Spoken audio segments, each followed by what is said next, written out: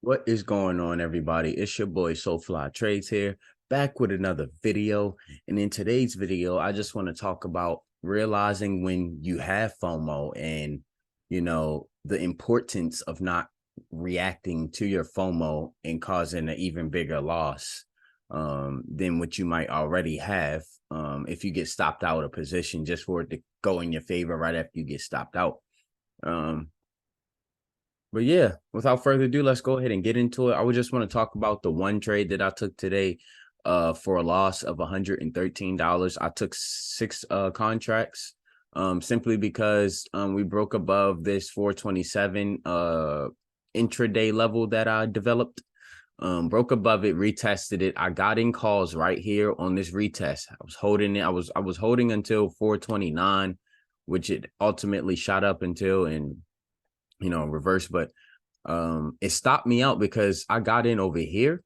My stop loss was right on this key level, right above. I had a very tight stop loss simply because there was no volume today. Once again, this whole week volume's been seriously weak, man.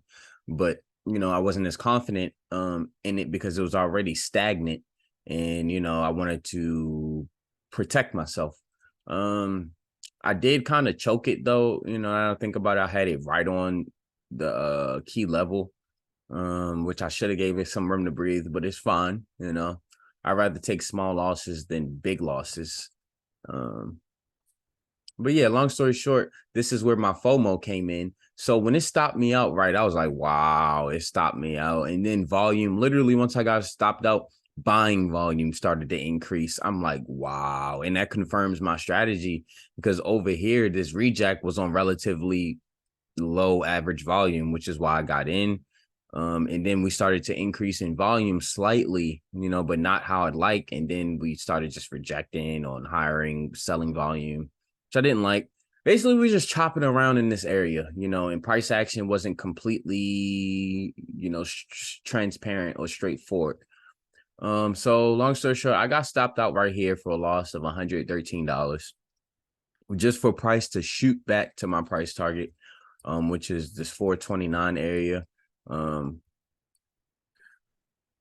And where, I almost messed up and just jumped back in is once I seen this increase in buying volume, I was like, man, I'm about to miss out because at first this was my first price target, but I was going to start trimming once we hit 429, which we did.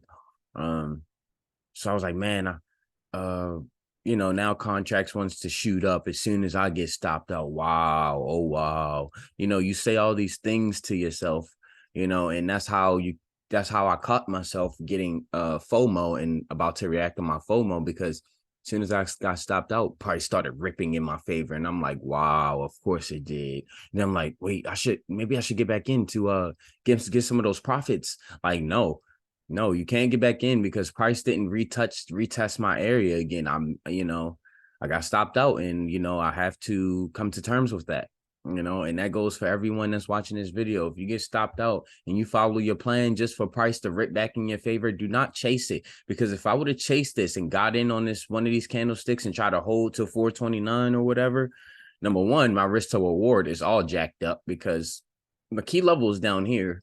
So I'm trading in the middle. And number two, price would have reversed not too long after I got in. So, it's all about just following your rules, having your stop losses set.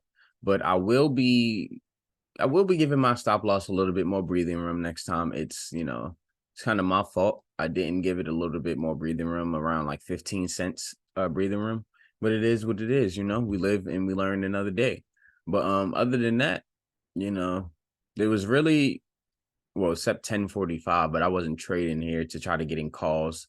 And I already wasn't as confident as in today's market because we're just so rangy, man.